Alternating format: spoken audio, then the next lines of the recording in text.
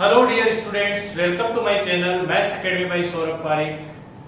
In previous video we have started a new chapter that is vector algebra.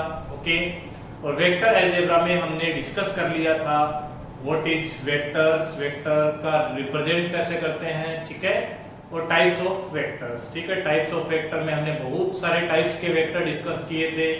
Zero vector, unit vector, collinear vector, coinitial vector, coterminous vector. ठीक है, तो आपको यदि ये वाला video अच्छे से क्लियर करके देखना है तो आप प्रीवियस वीडियो को जरूर देखिए. ओके, और आपको यदि कोई भी दिक्कत आती है, कोई भी कॉन्सेप्चुअल दिक्कत आती है, ठीक है, तो आप कमेंट सेक्शन में अपना कमेंट जरूर डालें. ठीक है, और यदि मेरे वीडियोस आपको पसंद आ रहे हैं तो आप लाइक जरूर कीजिए और उनको शेयर भी कीजिए और मेरे चैनल को सब्सक्राइब कीजिए. ठीक है, तो चलिए आज का वीडियो हम स्टार्ट करते हैं. आज बात करते हैं हम वेक्टर अलजेब्रा में नेक्स्ट पार्ट की, और वो है पोजीशन वेक्टर.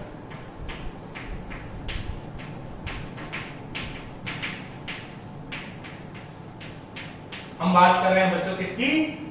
Position vector. ठीक है, तो देखिए पोजीशन वेक्टर का मतलब क्या होता है.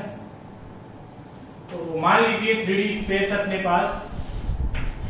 Okay, coordinate axis, x axis, y axis, z axis, इसे हम बोलते हैं बच्चों ओरिजिन को. ठीक है, तो पोजीशन वेक्टर का मतलब होता है, मान लीजिए यहाँ पे स्पेस में कोई भी एक अपने पास पॉइंट है, that is x, y, z. Clear है? तो this is point P. Clear है? ये P पॉइंट की क्या है? पोजीशन है एक तरह से. ठीक है, अपन किसकी बात कर रहे हैं? पोजीशन वेक्टर की. समझ में आ रहा है सबको? जैसे कोई भी पॉइंट के आपको यदि कोऑर्डिनेट्स दे रखे हैं तो आप बता सकते हो कि वो पॉइंट कहाँ है. क्लियर है? तो वो किसकी पोजीशन हो गई? पॉइंट की पोजीशन हो गई. क्लियर हो रहा है? अपन बात कर रहे हैं पोजीशन वेक्टर की, यानी कि उस पोजीशन, जो भी पोजीशन है उसके रेस्पेक्ट में अपन एक वेक्टर ड्रॉ करेंगे, उसे अपन क्या बोल देंगे? Position vector. ठीक है, और वो वेक्टर हमेशा कहां से ड्रॉ किया जाता है? ओरिजिन से. क्लियर हो रहा है सबको?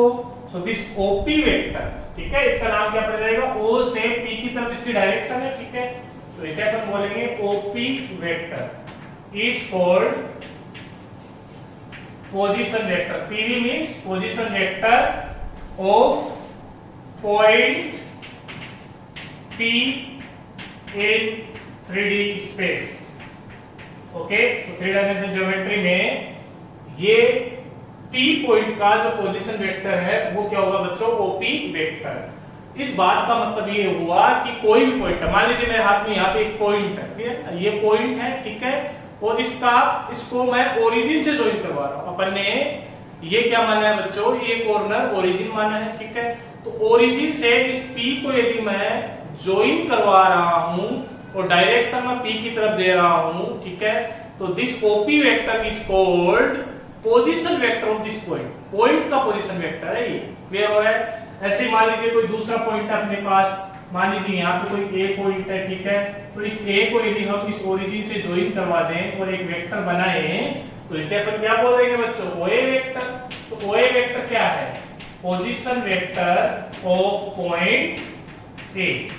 आई थिंक आपको ये चीज क्लियर हो गई होगी, समझ में आ रहा है सबको. ठीक है, इनको अपन स्मॉल लेटर से भी नाम दे सकते हैं. जैसे मान लीजिए इसको A वेक्टर बोल दिया, इसको मैंने कोई R वेक्टर बोल दिया. ठीक है, तो ऐसा अपन स्मॉल लेटर से भी इनको नाम दे सकते हैं. ठीक है, मान लीजिए OP वेक्टर को हमने क्या लिख सकते हैं? R वेक्टर भी लिख सकते हैं, A वेक्टर भी लिख सकते हैं, B वेक्टर भी लिख सकते हैं. ठीक है, तो ये तो कोई इश्यू नहीं है, कोई भी नेम दे सकते हो आप इनको. क्लियर है? लेकिन पोजीशन वेक्टर समझना जरूरी है. किसी भी पॉइंट को ओरिजिन से मिलाया जाए तो ओरिजिन से उस पॉइंट की तरफ डायरेक्शन वाला जो वेक्टर होगा उसे हम बोलेंगे बच्चों पोजीशन वेक्टर. तो किसी भी पॉइंट का पोजीशन वेक्टर की बात करेंगे तो हमेशा ओरिजिन के रेस्पेक्ट में होगा. बात समझ में आ गई सबको? ठीक है, अब बात करते हैं हम कि इस P पॉइंट और O पॉइंट के बीच की डिस्टेंस क्या है. OP डिस्टेंस क्या है बच्चों? OP डिस्टेंस है under root of, distance formula आपको आता ही होगा, क्या होगा? x2 x1 का होल स्क्वायर. ठीक है ना? दो पॉइंट्स के बीच की डिस्टेंस कैसे फाइंड आउट करते हैं अपन 3 डायमेंशनल ज्योमेट्री में? बहुत आसान है. मान लीजिए एक पॉइंट है x1 y1 z1. ठीक है, और दूसरा पॉइंट है मेरे पास x2 y2 z2. तो इन दोनों के बीच की जो डिस्टेंस होगी वो हम ऐसे फाइंड आउट करेंगे, under root of x2 minus x1 का whole square plus y2 minus y1 का whole square plus z2 minus z1 का होल स्क्वायर। ये सब रूट में है, क्लियर है? तो ये होता है a और b के बीच की डिस्टेंस का फॉर्मूला। यहां तक क्लियर हो गया सबको? तो सिमिलरली ओरिजिन के कोऑर्डिनेट्स क्या हो जाएंगे, 0 0 0। तो ये ओपी डिस्टेंस क्या हो जाएगी अपने पास, x माइनस 0 का स्क्वायर है x square plus y square plus z square. Clear हो रहा है? What is OP? OP is nothing but magnitude of this vector, OP vector, ठीक है? तो यहां से अपने पास इस ओपी वेक्टर का जो मैग्नीट्यूड आएगा बच्चों, वो क्या आ जाएगा, root of x square plus y square plus z square. तो इसको आप ध्यान रखिए, ठीक है? कहां काम आएगा वो आगे चल के अपन बात करेंगे इसमें, ठीक है? तो ये हो गया पोजीशन वेक्टर के बारे में सारी चीजें, ठीक है? चलिए, आपको नोट करना है तो आप वीडियो को पॉज कीजिए, ठीक है? नोट कीजिए, फिर वापस प्ले बटन दबाओ, ठीक है? अब चलते हैं हम आगे। ओके, तो बच्चों अपन नेक्स्ट टॉपिक की बात करते हैं। नेक्स्ट टॉपिक आता है एंगल बिटवीन टू वेक्टर्स, ठीक है? चलिए, एंगल बिटवीन टू वेक्टर्स अपन लेटर ऑन डिस्कस करेंगे, उससे पहले अपन डिस्कस कर लेते हैं addition of two vectors. Addition of two vectors, clear है? तो इसमें बच्चों हम दो मेथड पढ़ेंगे। First method is triangle law of vector addition. Triangle law of vector addition, ठीक है?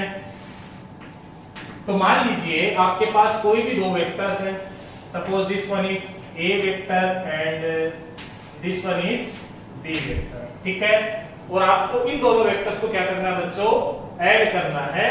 तो इनको ऐड करने के लिए हम टिप टू टेल मेथड काम में लेते हैं। टिप टू टेल मेथड, जिसका दूसरा नाम क्या है बच्चों, ट्रायंगल लॉ, एक ही बात है, ठीक है? तो क्या होता है ये मेथड, बहुत ही आसान है। टिप टू टेल मेथड का मतलब हुआ, आपको यदि कोई भी दो वेक्टर ऐड करने हैं, तो ये अपन ने कल की क्लास में डिस्कस किया था, इनकी प्रीवियस वीडियो में डिस्कस किया था कि मैथमेटिक्स में जो भी वेक्टर काम में लेंगे वो सारे अपन फ्री वेक्टर्स होंगे, ठीक है?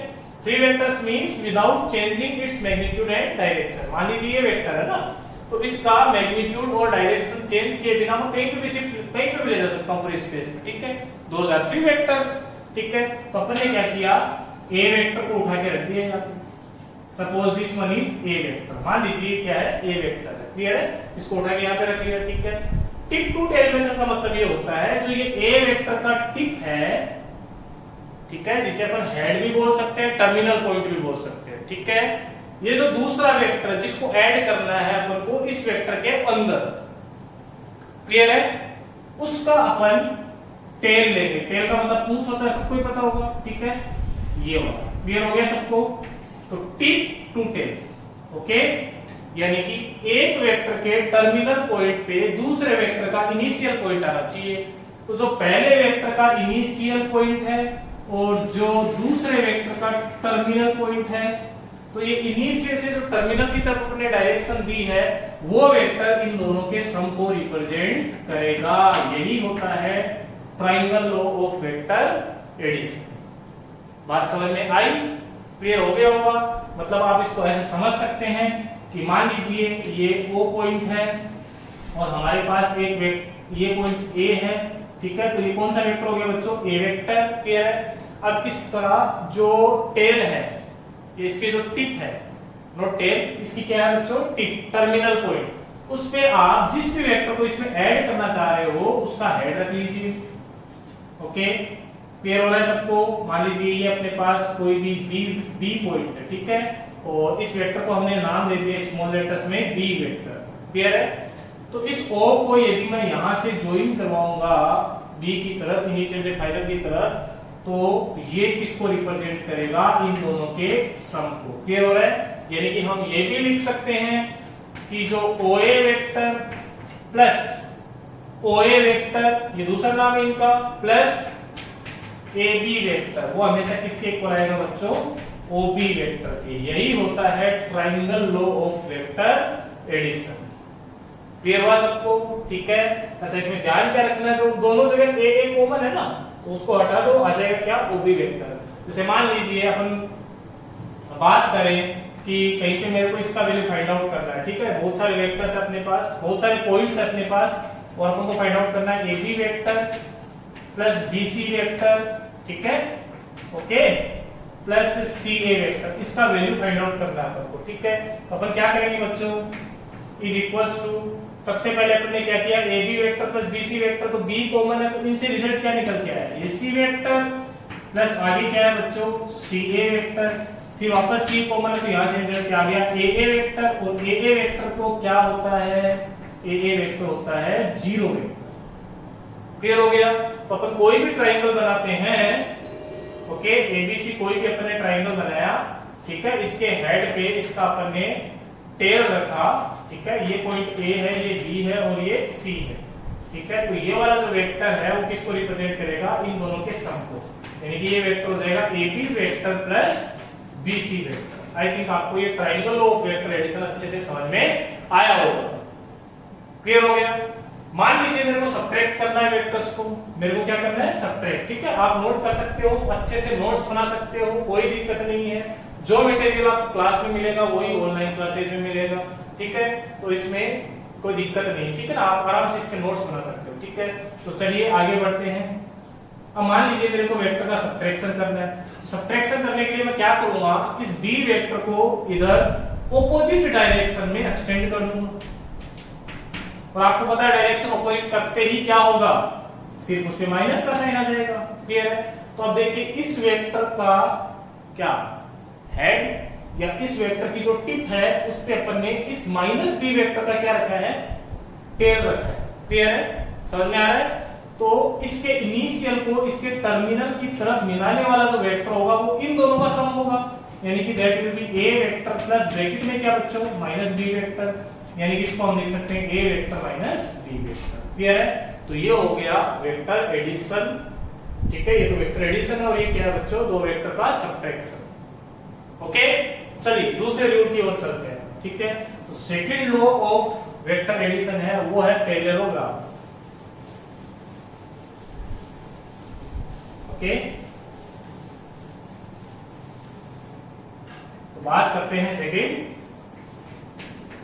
Parallelogram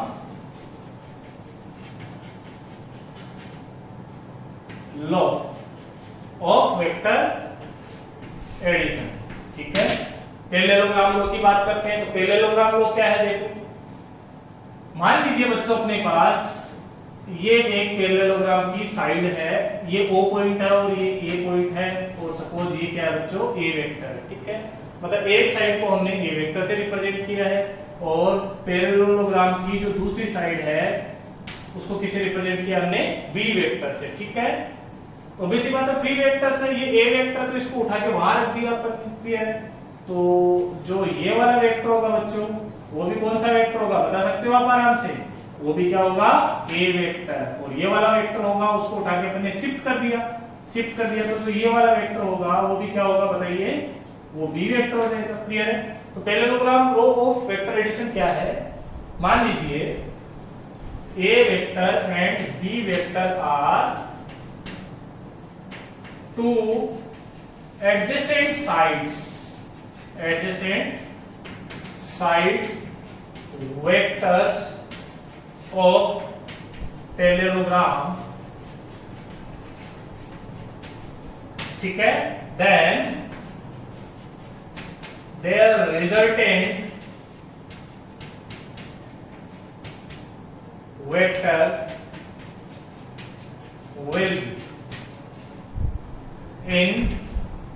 will be along diagonal and it is a vector plus b vector, ठीक है। मतलब कहने का मतलब क्या है वो समझिए आप, ये a वेक्टर है और ये b वेक्टर, ये दोनों एडजेसेंट साइड है, एडजेसेंट मतलब लगी हुई साइड से, ठीक है ना। क्लियर हो रहा है बच्चों? यानी कि आप इनको मान सकते हो दोनों कोइनिशियल वेक्टर्स है, ठीक है। तो इसका जो डायगोनल है बच्चों, इसका जो ये डायगोनल है वो किसको रिप्रेजेंट करता है? इन दोनों वेक्टर्स के सम को रिप्रेजेंट करता है। ठीक है, तो ये होता है A vector plus B vector.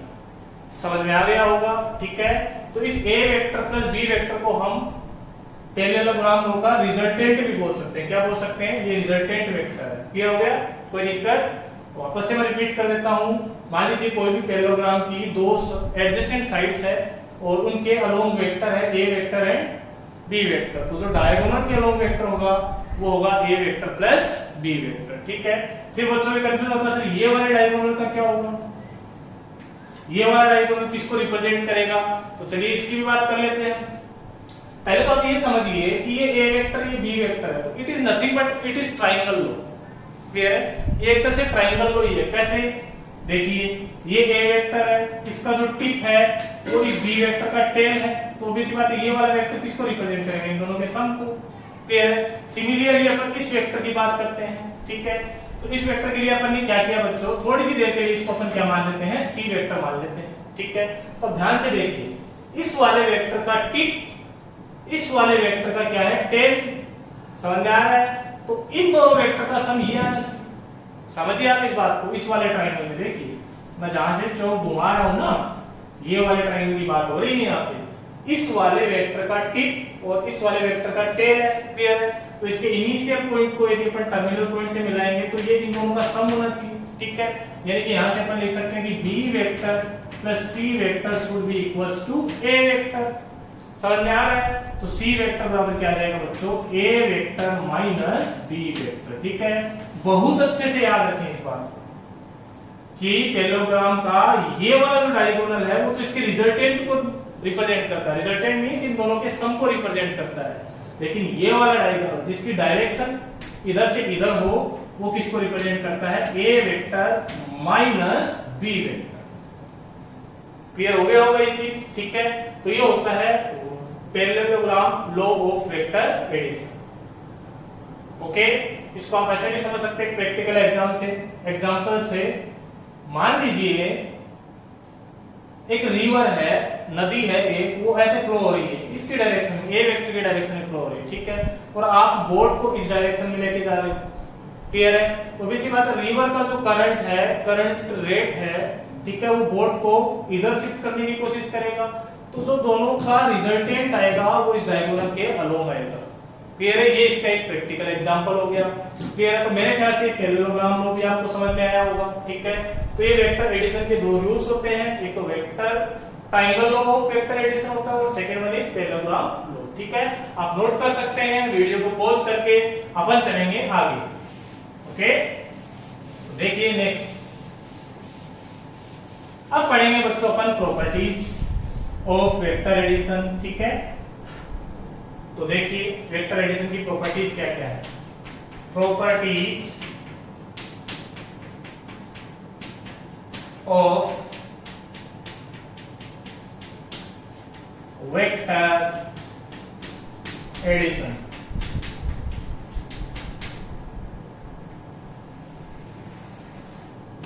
Okay, तो बच्चों मान लीजिए अपने पास कोई दो वेक्टर है। Let we have two vectors A vector and B vector, then properties use करते हैं। मान लीजिए सबसे पहले अपन बात करते हैं किस प्रॉपर्टी की? कम्यूटेटिव प्रॉपर्टी की, जो अपन ने मैट्रिक्स डिटरमिनेंट में पढ़ी है। ठीक है, तो कम्यूटेटिव प्रॉपर्टी क्या कहती है कि यदि आप ए वेक्टर को बी वेक्टर में ऐड कर रहे हो या फिर आप बी वेक्टर को ए वेक्टर में ऐड कर रहे हो, बोथ आर सेम थिंग। ठीक है, यानी कि a प्लस बी करो चाहे b प्लस a करो, यहां से जो वेक्टर क्वांटिटी रिजल्ट आएगा वही वेक्टर क्वांटिटी आपके पास यहां से रिजल्ट आएगा। तो वेक्टर का एडिशन है वो इस कम्यूटेटिव प्रॉपर्टी को फॉलो करेगा। सेकंड बात करते हैं अपन कौन सी प्रॉपर्टी की? एसोसिएटिव।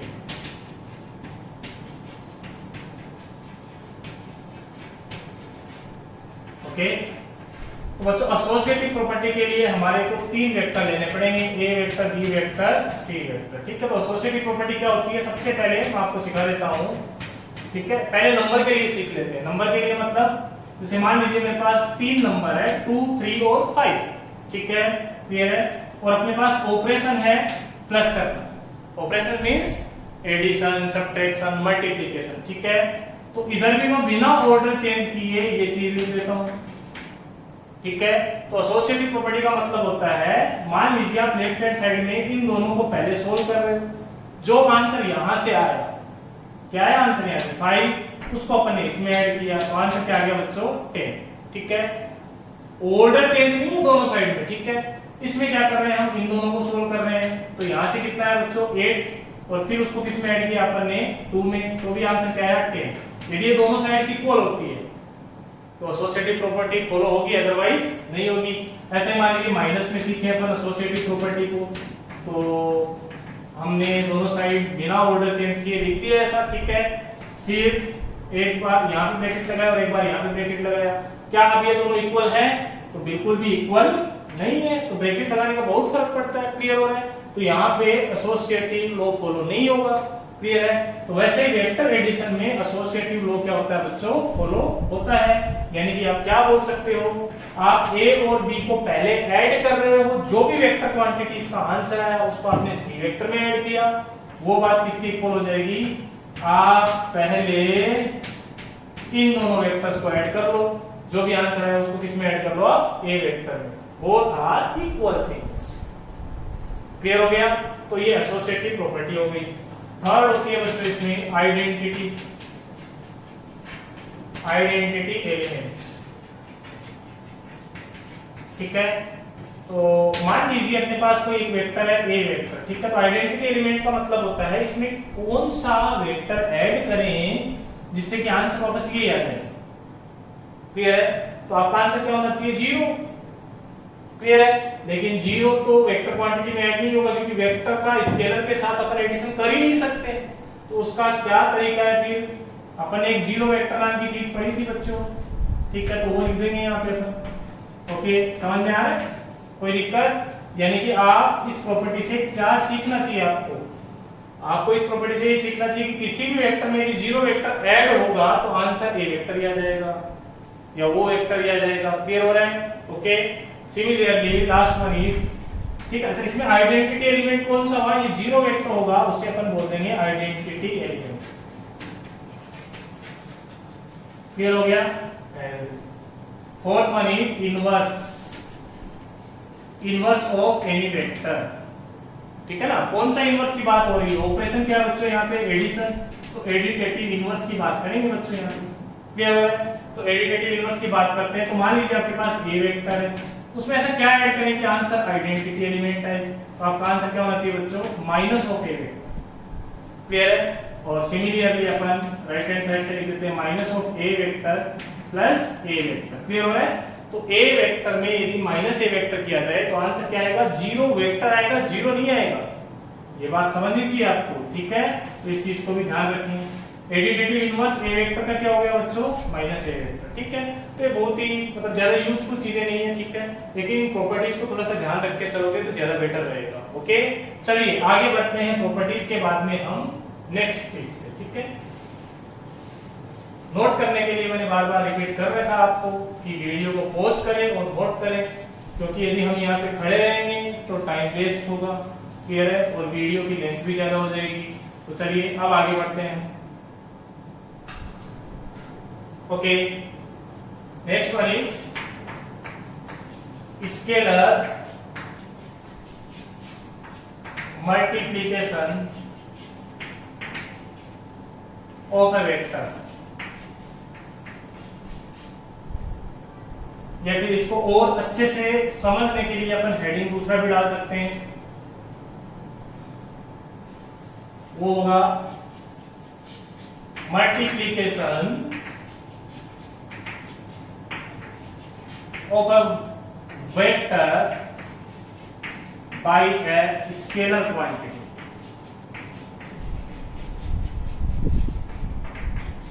ओके, तो ये टॉपिक है अपना, ठीक है। मतलब क्या करना चाह रहे हैं अपन, तो आपको इस हेडिंग से समझ में आ रहा होगा कि अपन एक वेक्टर को एक स्केलर मींस कोई भी कांस्टेंट क्वांटिटी लाइक नंबर्स 2, 5, 10, ठीक है, उनसे मल्टीप्लाई करने पे क्या होता है तो वो देखते हैं हम, ठीक है। तो let's there is a vector if we multiply this vector by scalar लिख दो या फिर कांस्टेंट लिख दो, एक ही बात है, कांस्टेंट k then, ठीक है। मतलब ए वेक्टर है आपके सामने और उसको अपन ने कोई कांस्टेंट k से मल्टीप्लाई किया तो ये क्या बन गया बच्चों, ka वेक्टर, ठीक है। तो ka वेक्टर में क्या फर्क पड़ेगा, ka वेक्टर में इस a वेक्टर का मैग्नीट्यूड k टाइम्स हो जाएगा, ठीक है। अब क्या लिखेंगे, magnitude of a vector will be k times. Direction change नहीं होगी, direction doesn't change if k is positive quantity. मतलब कोई पॉजिटिव नंबर से मल्टीप्लाई करोगे ना, जैसे मान लो 2 से मल्टीप्लाई किया तो आपने a वेक्टर बना रखा है और 2 से मल्टीप्लाई किया तो उसी डायरेक्शन का एक वेक्टर आएगा, बस उसका मैग्नीट्यूड 2 टाइम्स हो जाएगा। मान लीजिए पहले 10 था तो अब कितना हो जाएगा, 20 हो जाएगा, ठीक है।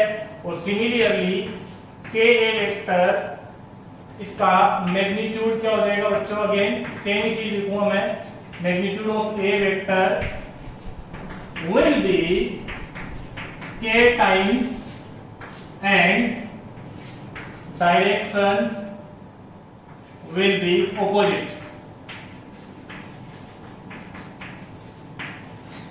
if k is less than 0। Negative से मल्टीप्लाई करोगे तो डायरेक्शन ऑपोजिट हो जाएगी, डायरेक्शन चेंज नहीं होगी, ऑपोजिट हो जाएगी। मान लीजिए इधर वेक्टर जा रहा है तो जस्ट ऑपोजिट डायरेक्शन में वेक्टर जाएगा, क्लियर है, ठीक है। तो ये थ्योरेटिकल पार्ट हो गया इसका, इसको नोट कीजिए।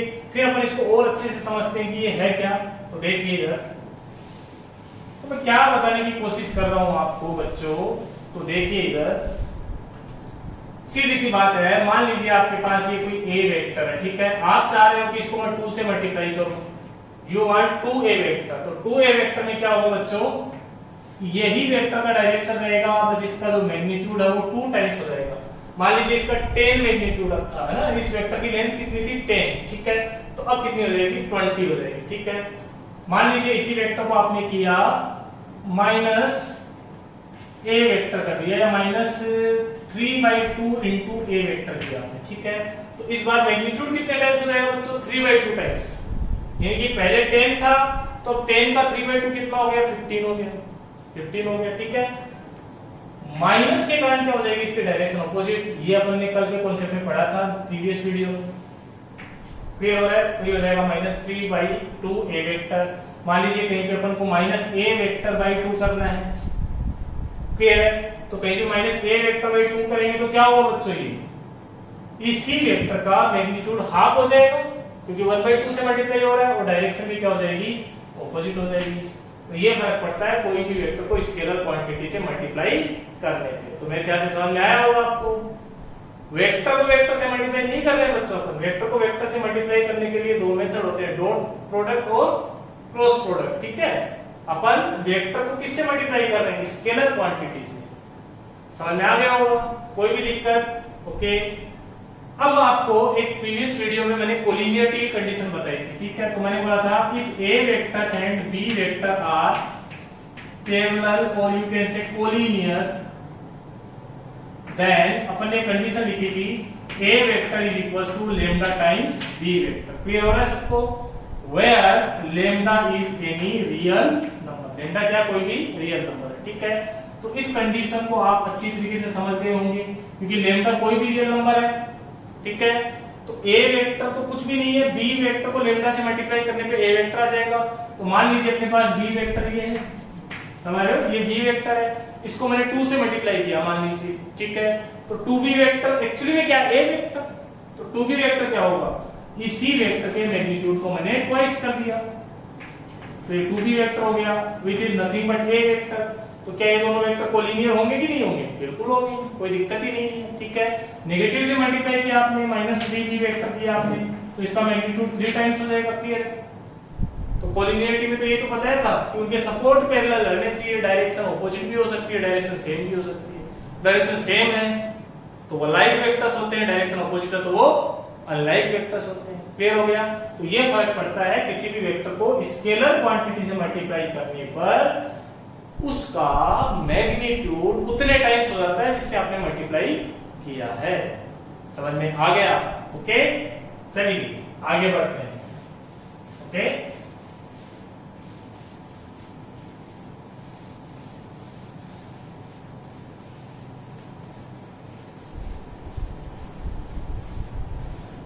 ओके, आज के वीडियो का एक लास्ट टॉपिक और पढ़ लेते हैं। ठीक है, वो थोड़ा सा आपको समझने की जरूरत है, एंगल बिटवीन टू वेक्टर्स।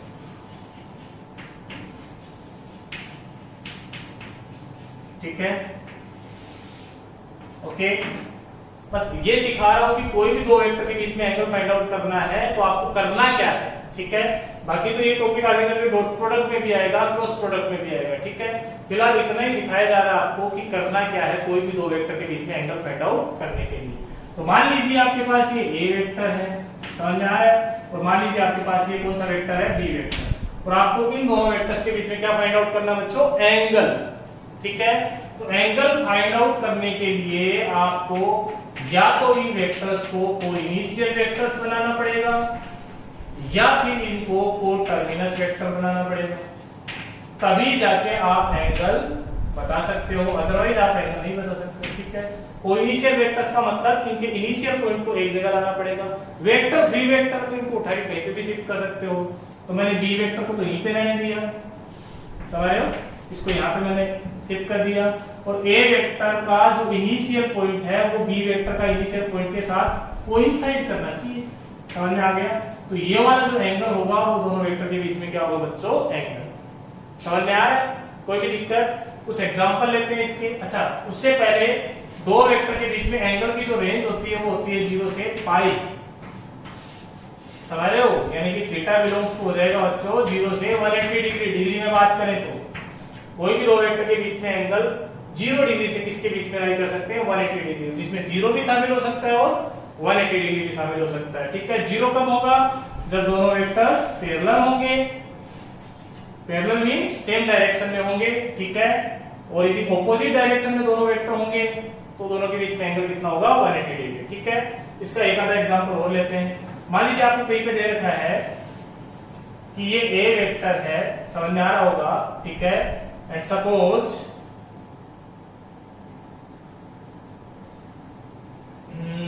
मान लेते हैं अपन ये वाला वेक्टर। ठीक है ना, चलो ये से तो बनेगा नहीं काम, है ना।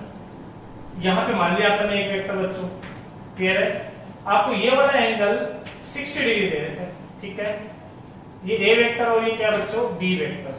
ठीक है, आपको एंगल बताना है वेक्टर्स के बीच में, तो 60 डिग्री यदि आपने आंसर दे दिया तो वो गलत कर दिया, क्योंकि इस वेक्टर का तो टर्मिनल पॉइंट है और इस वाले वेक्टर का क्या है बच्चों, इनिशियल पॉइंट।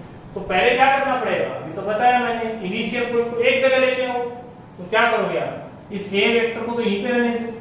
चलिए इसी डायग्राम में कर लेते हैं। ए वेक्टर को तो यहीं पे रहने दो, बी वेक्टर को शिफ्ट करके आप यहाँ पे इनिशियल पॉइंट ले आओ। ये क्या हो गया बच्चों, बी वेक्टर। सिर्फ मैंने यहाँ से शिफ्ट करके यहाँ रखा उस वेक्टर को। तो यदि ये 60 डिग्री एंगल है तो ये कितना हो जाएगा बच्चों, 120 डिग्री एंगल। तो दोनों के बीच में एंगल का आंसर आएगा, वो आएगा 120 डिग्री। ठीक है, तो बस इसको तो ये ध्यान रखना है, इस पॉइंट से आपको सिर्फ और सिर्फ ये ध्यान रखना है कि कोई भी दो वेक्टर के बीच में एंगल फाइंड आउट करना है तो आइदर मेक इट कोइनिशियल वेक्टर और मेक इट कोटर्मिनस वेक्टर। ठीक है, अपन ज्यादातर कोइनिशियल की बात करेंगे। ठीक है, इनिशियल पॉइंट को एक जगह लेके और फिर वेक्टर के बीच में एंगल फाइंड आउट कर सकते हो। ये इनिशियल पॉइंट सेम जगह होना चाहिए। क्लियर है? तो आज के वीडियो में इतना ही पढ़ेंगे हम। देखने के लिए आपका बहुत बहुत धन्यवाद। यदि मेरा चैनल आपको पसंद आया, मेरे वीडियोस पसंद आ रहे हैं तो लाइक कीजिए, शेयर कीजिए और मेरे चैनल को सब्सक्राइब जरूर कीजिए, जिससे कि आपको सारे अपडेट्स मिलते रहें। जो भी मैं वीडियोस डालूंगा वो आपके पास नोटिफिकेशन में आते रहें। Thank you very much for watching.